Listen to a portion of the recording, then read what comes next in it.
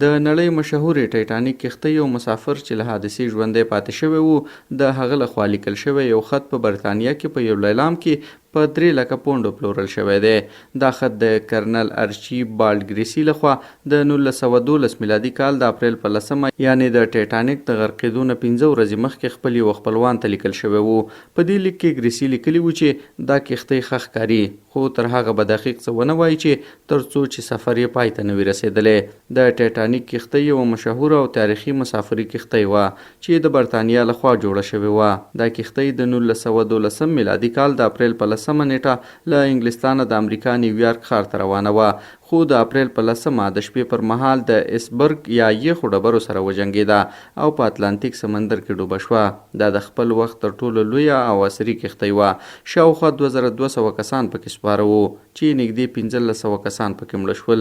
د ټایټانیک ډوبېدنه د تاریخ تر ټولو ستره سمندري پیښو څخه ده.